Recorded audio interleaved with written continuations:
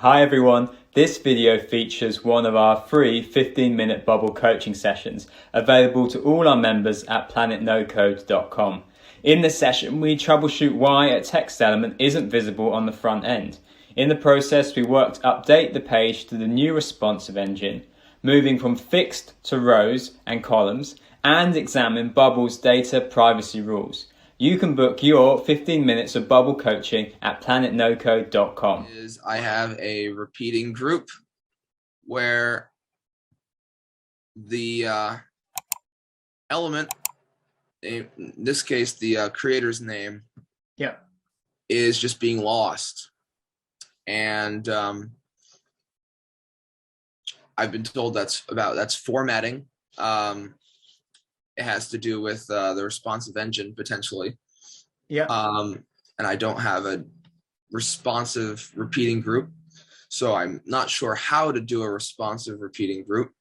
And then the other thing is just having white space on the margin here. Not sure how to get rid of that, but those are my two things. Okay, yeah, let's dive right into them. Can we go back into the bubble editor and just can I get an idea of, if you open up the element tree with the, that's it, and just pop everything open, all of the cascading menus, just so I get an idea of how things are stored. Okay, and then can you just click on the responsive tab for me? Okay, so the page is built in the new responsive engine. Does that mean that correct? It seems to be. Okay, can you click on the main body of the page, please? Main body. Yeah, and then click on layout.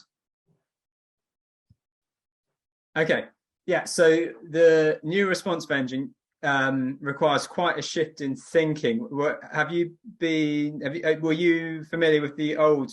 It's basically drag drop stuff sat on the page exactly where you put it. Are you coming from having used that before? Yeah, I'm rebuilding it. So yeah, that's how I built it before. Okay, so in the new responsive engine, that container layout fixed is the closest you can get to basically the old responsive engine, which is like a blank canvas. You put the elements where you want, but it makes basically zero use of all of the great features in the new responsive engine for consistent layouts. So there's kind of a going from thinking like this to there's a real shift in how to approach laying out the document. But I can walk you through that and you'll begin to see how to achieve a similar design. But I would say using the new responsive engine, which is obviously the way to go. That's where Bobble are pushing it. It's the default on new apps now. But it does require a bit of a shift in thinking. Shall we go through that?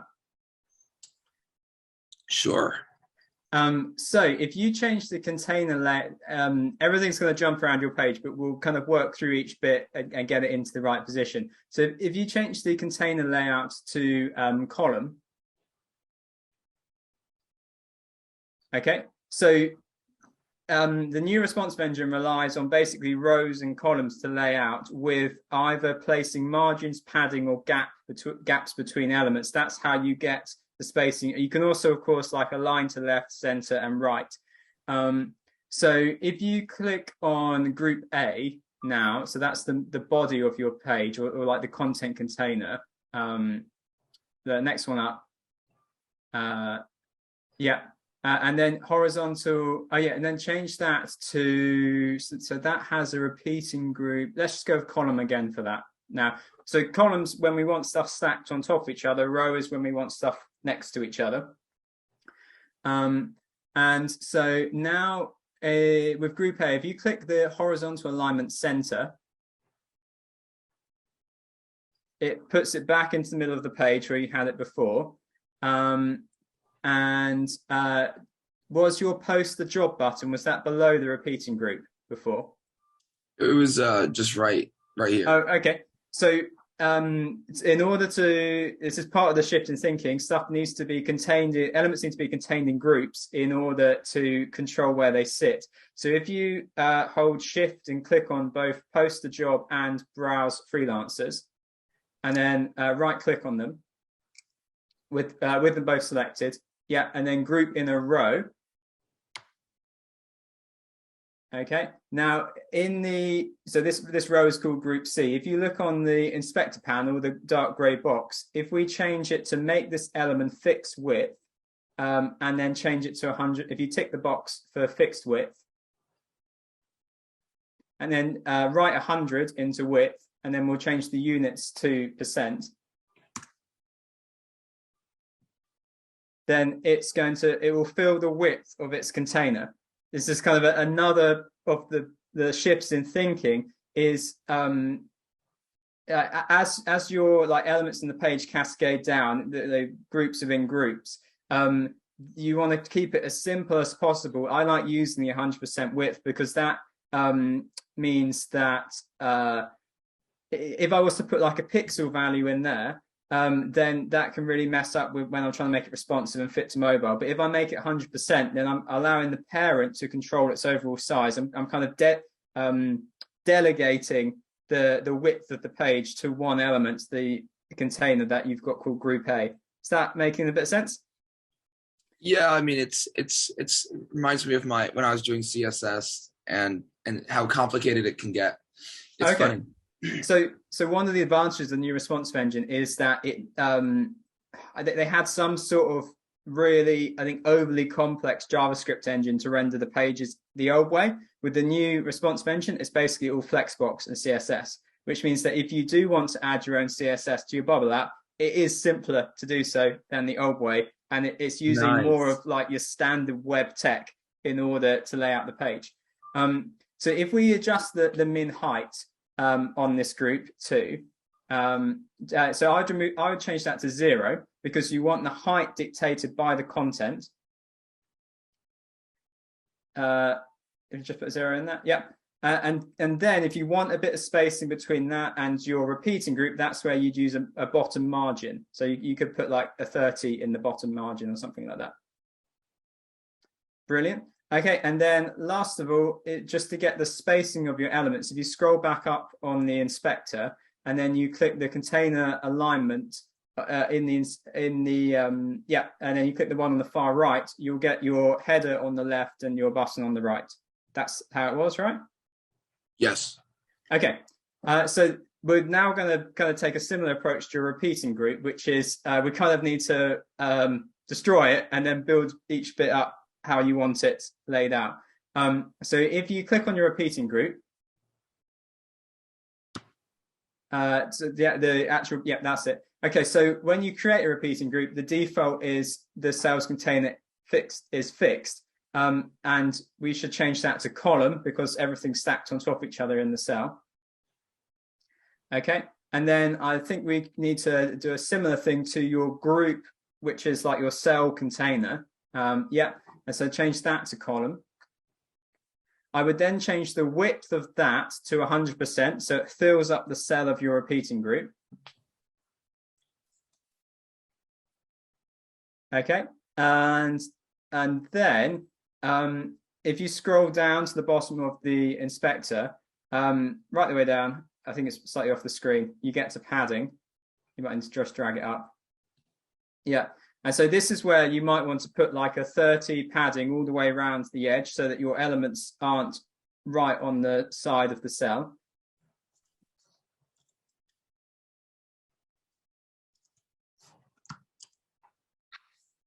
That's it. And then if we click on an individual element, that is where we can tell it to go into the center.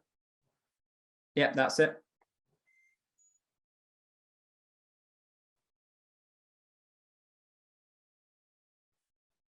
Okay, and if I may just show you a really handy trick, which again uses like standard CSS. If you're on your group containing a load of elements, you can apply a gap between elements. So if you click on where it says that in the apply a gap between elements, if you could select the container group freelancer, and then and then if you were to put like 16 in there,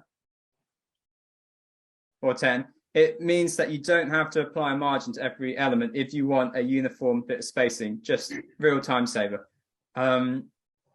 So can we preview that and just see if it's made a difference to that header label in your cell? Okay. So shall we try and have a look at what's going on with this header then? Your group parents freelance creator's name. If you wouldn't mind just clicking on that piece of text and let's try and work out what's going on. The first bit of text in your repeating group. Yes, because that's the one that's not showing up. Okay, layout. So it is visible on page load. Can we have a look at your appearance? Okay, parent groups, freelancer. Can we just check that the parent group has got a data source if you click on the parent group?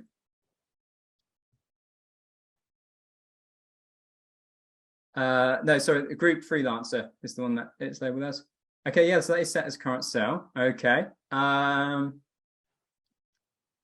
Let's go back to that first text element in the cell. And sometimes text won't appear if the height is slightly off. If Bubble thinks it can't fit it in. So let's go back. Let's go on to layout.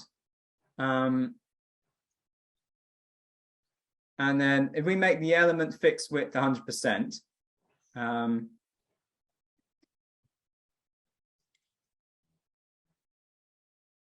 okay. Can we just try that on the front end? Just preview it. As what you're facing is a little bit peculiar, but this is all part of the debugging process. Can we use the debugger inspector and just hover over that? So on the front end, if you click inspect in the bottom right, and then bring your mouse over where that text should be and click on it. Yeah, click there. Okay, oh, the text is empty. Okay, so that's suggesting that it isn't present in your database. So could you, sorry, go ahead. Because that was one of the first things that I had suspected when I, let's see, how do I pull up the so if you go app data. There we go. So that was a freelancer.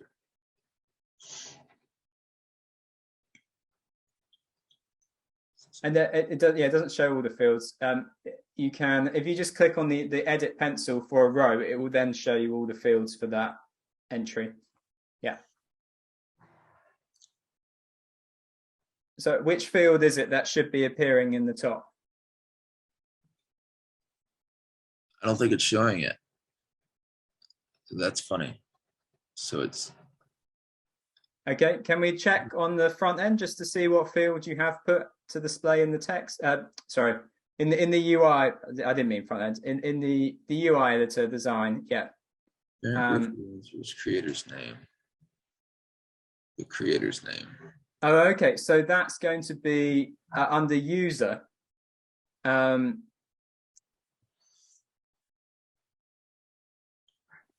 Yeah.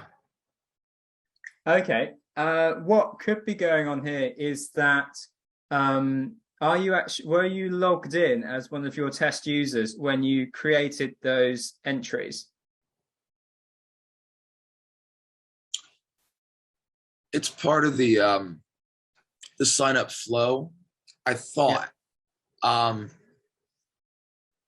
The idea is Zoom takes up so much of a screen real estate. Let's see. The idea is if you click stop on the debugger, big blue button on the right, yeah, then you can navigate around your app. It's like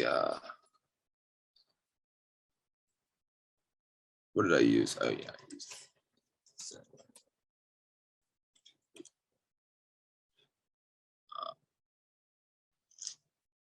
I don't have a login button. That might be part of it. Okay. My process is not good. Yeah, we could just check if you don't mind. If we go back into the app data tab on the back end, and then go onto your freelancers, and then if you open up the editor panel. So okay. It was created by that email.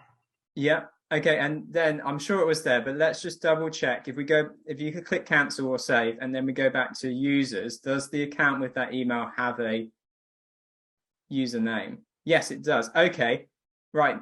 This I might not be on it, but I'm fairly certain if we go on to privacy, we're going to see what the issue is. Yeah. Okay. So for user, this is the default privacy setting, which I think I'm getting a sense your app needs to have something different in place, which is that like your simplest privacy settings in Bubble are the current user can access what the current user creates, but other users can't access what other users create. But in a more like again, you're doing like some sort of job marketplace, you actually need there to be a bit more of a crossover and shared access to different bits of data. So let's try this. I might be spot on with it. If you wouldn't mind ticking in the everyone else box, if you tick name, which is on the far right,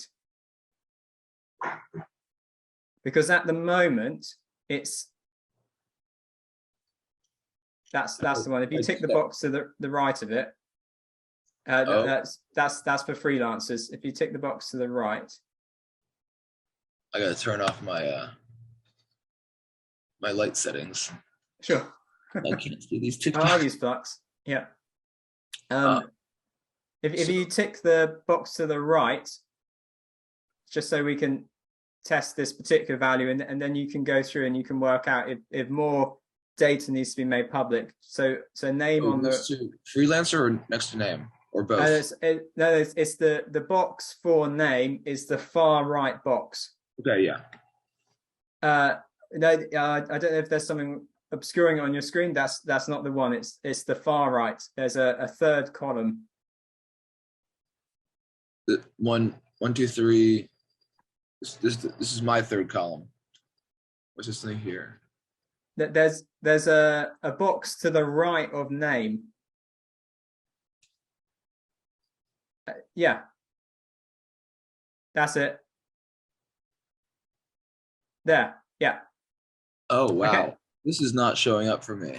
I don't know who to complain to, but I do not see boxes. As you might be able to see through my computer, I am not seeing anything to click. Okay, that might be Zoom. It might be a browser extension, but it's showing for me. How bizarre. Can we try refreshing that on the front end? Because I think now that you've made the name field public, if we can go back to your repeating group.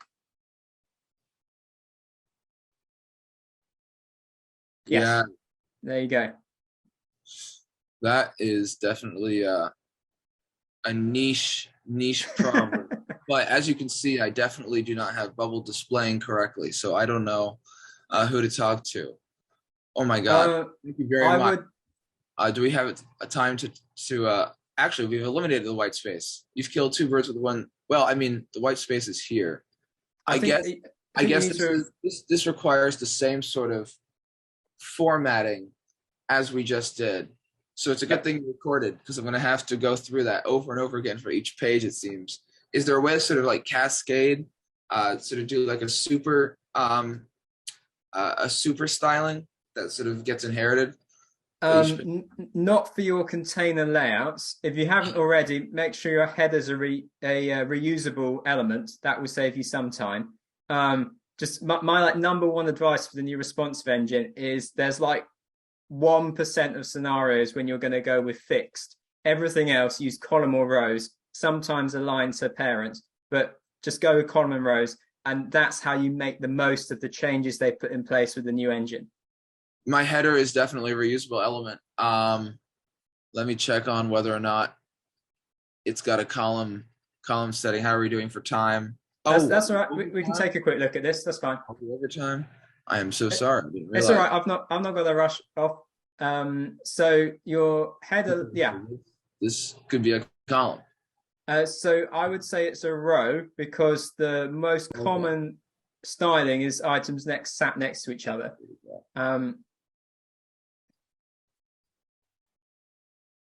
Right. Okay.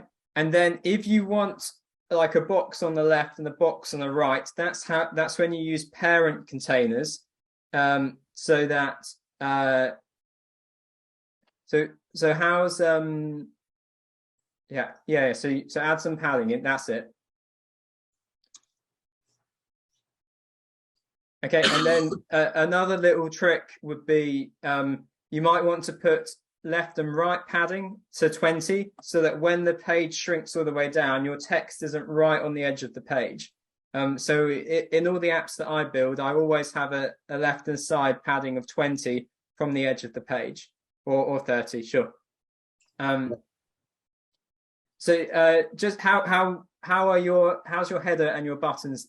How's that meant to be laid out? We'll just quickly. This is a good layout. I like this. I just need to make this hug the left margin for my OCD.